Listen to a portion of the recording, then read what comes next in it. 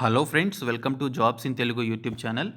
Friends, మనకి permanent basis మీద మొత్తం 450 పోస్టులతోటి సూపర్వైజర్ పోస్టుల భర్తీకి సంబంధించి ఒక మంచి నోటిఫికేషన్ అయితే విడుదల కావడం జరిగింది. ఇవన్నీ కూడా గవర్నమెంట్ ఉద్యోగాలు. వీటికి సంబంధించినటువంటి ఎగ్జామినేషన్ సెంటర్స్ వచ్చేసి తెలంగాణ వారికి సికింద్రాబాద్, ఆంధ్రప్రదేశ్ వారికి వైజాగ్లో పరీక్ష కేంద్రాన్ని ఇవ్వడం జరిగింది. 18 నుంచి 30 సంవత్సరాల వయసు కలిగినటువంటి అభ్యర్థులందరూ కూడా ఈ జాబ్స్కి అయితే అప్లై చేసుకోవచ్చు.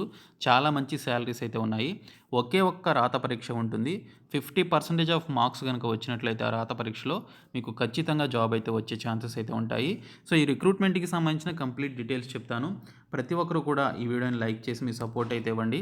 ఫస్ట్ టైం కనుక మన ఛానల్ని విజిట్ చేసిన వాళ్ళు ఉంటే ఖచ్చితంగా సబ్స్క్రైబ్ చేసుకొని దాని పక్కనే వచ్చే బెల్ సింబల్ని యాక్టివేట్ చేసుకోండి.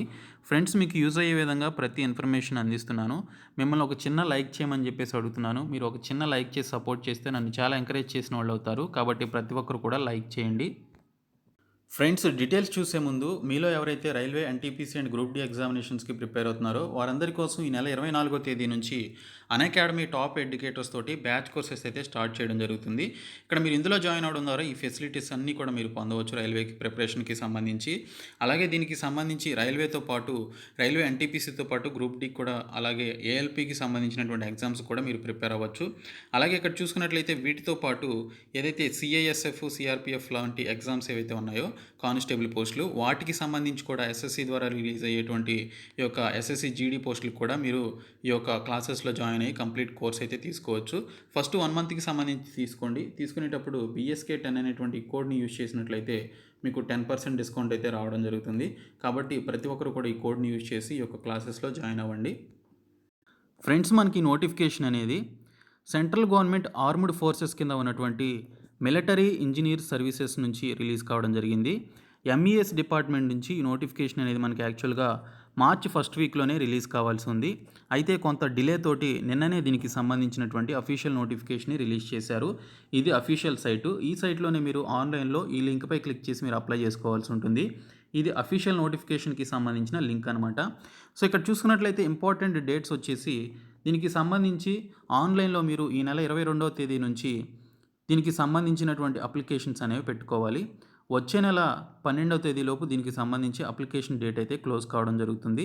పేమెంట్ కూడా మీరు ఆ తేదీలోపే మీరు చేసుకోవాల్సి ఉంటుంది. ఇంకా దీనికి సంబంధించిన రిటన్ ఎగ్జామినేషన్ వచ్చేసి మే 16వ తేదీన ఉంటుంది అని చెప్పేసి ఇక్కడ క్లియర్గా డేట్ కూడా ఇవ్వడం జరిగింది. ఇందులో మనకి మొత్తం 502 వేకెన్సీస్ ఉన్నాయి. ఈ 502 వేకెన్సీస్లో 450 వేకెన్సీస్ వచ్చేసి సూపర్వైజర్కి సంబంధించిన పోస్టులు ఉన్నాయి. ఇంకొక 52 వేకెన్సీస్ వచ్చేసి డ్రాట్స్మెన్కి సంబంధించిన వేకెన్సీస్ అయితే ఉన్నాయి. సో ఈ యొక్క రిక్రూట్మెంట్కి సంబంధించి కంప్లీట్ డీటెయిల్స్ అయితే ఇప్పుడు చూద్దాము. ప్రతి ఒక్కరు కూడా చివరి వరకు చూడండి.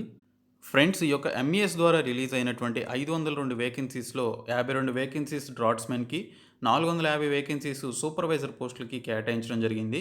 ఈ సూపర్వైజర్ పోస్టులో 450 వేకెన్సీస్కి సంబంధించి 183 వేకెన్సీస్ UR క్యాండిడేట్స్కి, 69 వేకెన్సీస్ SC క్యాండిడేట్స్కి, 33 వేకెన్సీస్ ST క్యాండిడేట్స్కి కేటాయించారు. ఇంకా OBC వాళ్ళకి 120 వేకెన్సీస్ ఉన్నాయి. EWS క్యాండిడేట్స్కి 45 వేకెన్సీస్ ఉన్నాయి. అలాగే డ్రాట్స్మెన్కి కూడా ఎన్ని వేకెన్సీస్ కేటగిరీ వైజ్గా కేటాయించాలనేది మీరు పైన చూసుకోవచ్చు. ఇక్కడ చూసుకున్నట్లయితే ఈ జాబ్స్కి సంబంధించి ఇక్కడ 18 నుంచి 30 సంవత్సరాల వయసు కలిగినటువంటి అభ్యర్థులు అప్లై చేసుకోవచ్చు. 35,400 రూపాయల నుంచి 1,12,000 వరకు దీనికి సంబంధించి as per 7th pay commission ప్రకారం శాలరీస్ అయితే ఉంటాయి. ఇంకా SC, ST, OBC and non creamy layer, అలాగే ex servicemen, PWD, widows ఎవరైతే ఉన్నారో వీరందరికీ కూడా ఏజ్ రిలాక్సేషన్ అనేది ఉంటుందని చెప్పేసి ఇక్కడైతే క్లియర్గా మెన్షన్ చేశారు. సో దీనికి సంబంధించి క్వాలిఫికేషన్స్ చూద్దాము. క్వాలిఫికేషన్స్కి సంబంధించి ఒకసారి చూసుకున్నట్లయితే సూపర్వైజర్ పోస్టులకి ముఖ్యంగా మాస్టర్స్ డిగ్రీ విత్ ఎకనామిక్స్లో కానీ, లేదా మాస్టర్స్ డిగ్రీ అనేది కామర్స్లో కానీ, లేదా మాస్టర్స్ డిగ్రీ అనేది స్టాటిస్టిక్స్లో కానీ, లేదా బిజినెస్ స్టడీస్లో కానీ, లేదా పబ్లిక్ అడ్మినిస్ట్రేషన్లో కానీ చేసినట్లయితే అప్లై చేసుకోవచ్చు. 1 year ఎక్స్పీరియన్స్ కూడా దీనికి అడగడం జరిగింది, ఆ పర్టికులర్ ఫీల్డ్స్లో ఉండాలని. లేదా అని చెప్పేసి ఇక్కడ మనకి ఇంకొక క్వాలిఫికేషన్ కూడా ఇచ్చారు. అదేంటంటే బ్యాచిలర్స్ డిగ్రీ ఇన్ ఎకనామిక్స్, లేదా బ్యాచిలర్స్ డిగ్రీ ఇన్ కామర్స్, లేదా బ్యాచిలర్స్ డిగ్రీ ఇన్ స్టాటిస్టిక్స్, లేదా bachelors degree in business studies, లేదా బ్యాచిలర్స్ డిగ్రీ అనేది పబ్లిక్ అడ్మినిస్ట్రేషన్లో చేసినట్లయితే అప్లై చేసుకోవచ్చు అని ఇక్కడైతే మెన్షన్ చేయడం జరిగింది. దీనికి 2 years ఎక్స్పీరియన్స్ అడిగారు. అలాగే డిప్లొమా ఇన్ మెటీరియల్స్ మేనేజ్మెంట్లో దీనికి సంబంధించినటువంటి కోర్స్ కూడా చేసి ఉండాలని చెప్పేసి ఈ విధంగా క్వాలిఫికేషన్స్ అయితే అడిగారు. ఇంకా డ్రాట్స్మెన్కి సంబంధించి must have passed 3 years diploma in architectural assistantship అని చెప్పేసి దీనికి సంబంధించి కోర్స్ అనేది డిప్లొమా కోర్స్ అనేది చేసి ఉండాలి. దానితో పాటు 1 ఇయర్స్ ఎక్స్పీరియన్స్ అనేది ఆటో క్యాడ్లో కానీ లేదా ఆపరేషన్ ఆఫ్ జిరాక్స్లో కానీ లేదా ప్రింటింగ్ అండ్ లామినేషన్లో చేసి ఉండాలి. దీనికి సంబంధించి ఎక్స్పీరియన్స్ అనేది అడిగారు. సో దీనికి సంబంధించి ఒక రిటెన్ ఎగ్జామినేషన్ ఉంటుంది. ఈ రిటెన్ ఎగ్జామినేషన్కి సంబంధించి చూసుకున్నట్లయితే దీనికి సంబంధించి సిలబస్ అయితే మనకి ఇక్కడ ఇవ్వడం జరిగింది. సెలక్షన్ ప్రాసెస్ వచ్చేసి రిటెన్ ఎగ్జామినేషన్లో వచ్చినటువంటి మెరిట్ బేసిస్ ఆధారంగా దీనికి సంబంధించి సెలక్షన్ అనేది ఉంటుందని ఇక్కడైతే క్లియర్గా మెన్షన్ చేశారు. రిటెన్ ఎగ్జామినేషన్లో యూఆర్ లేదా ఈడబ్ల్యూఎస్ క్యాండిడేట్స్కి 50% ఆఫ్ మార్క్స్ అనేవి వచ్చి ఉండాలి. ఓబీసీ లేదా ఎస్సీ ఎస్టీ క్యాండిడేట్స్కి 40% ఆఫ్ మార్క్స్ అనేవి కట్ ఆఫ్ మార్క్స్ వచ్చి ఉండాలని చెప్పేసి ఇక్కడైతే మెన్షన్ చేశారు. ఆ తర్వాత అందులో మంచి మార్క్స్ వచ్చినటువంటి వారిని డాక్యుమెంట్ వెరిఫికేషన్కి పిలవడం జరుగుతుంది. ఇక్కడ ఎగ్జామినేషన్ సెంటర్స్ చూసుకున్నట్లయితే తెలంగాణ వారికి సికింద్రాబాద్ ఉంది, ఆంధ్రప్రదేశ్ వారికి వైజాగ్ అయితే ఇవ్వడం జరిగింది. సో చాలా మంచి ఆపర్చునిటీ. కాబట్టి మీరు తెలంగాణ వాళ్ళు సికింద్రాబాద్లో ఎగ్జామ్ అయితే రాయొచ్చు, ఆంధ్రప్రదేశ్ వాళ్ళు వైజాగ్లో ఎగ్జామ్ అయితే రాయొచ్చు. దీనికి సంబంధించిన సిలబస్ కూడా ఇచ్చారు. సో ఎగ్జామినేషన్ ప్యాటర్న్ ఏ విధంగా ఉంటుందో కూడా మనకి ఇక్కడ ఇవ్వడం జరిగింది. సో ఓఎంఆర్ బేస్డ్లో దీనికి సంబంధించినటువంటి ఎగ్జామ్ అయితే ఉంటుంది. ఇంటెలిజెన్స్ అండ్ రీజనింగ్ నుంచి 25 క్వశ్చన్స్, అలాగే ఇంగ్లీష్ నుంచి 25 క్వశ్చన్స్, యాప్టిట్యూడ్ నుంచి 25 క్వశ్చన్స్, అలాగే స్పెషలైజ్డ్ టాపిక్ నుంచి 25 క్వశ్చన్స్ వస్తాయి. కాకపోతే అది 50 మార్క్స్కి ఉంటుంది. టోటల్గా చూసుకున్నట్లయితే మనకి ఇక్కడ 2 hours 40 minutesలో దీనికి సంబంధించి ఎవరైతే ఫిజికల్లీ హ్యాండిక్యాప్డ్ ఉన్నారో వాళ్ళు కంప్లీట్ చేయాలి.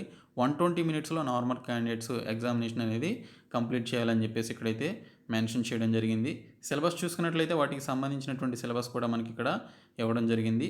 సో ఎవరైతే ఈ జాబ్స్కి అప్లై చేసుకోవాలనుకుంటున్నారో వారందరూ కూడా వచ్చే నెల 12వ తేదీలోపు అప్లై చేసుకోండి. మే 16వ తేదీన దీనికి సంబంధించినటువంటి ఈ యొక్క ఎగ్జామినేషన్ అయితే ఉంటుంది అని చెప్పేసి మెన్షన్ చేశారు. 100 రూపీస్ దీనికి ఫీ అయితే కేటాయించడం జరిగింది.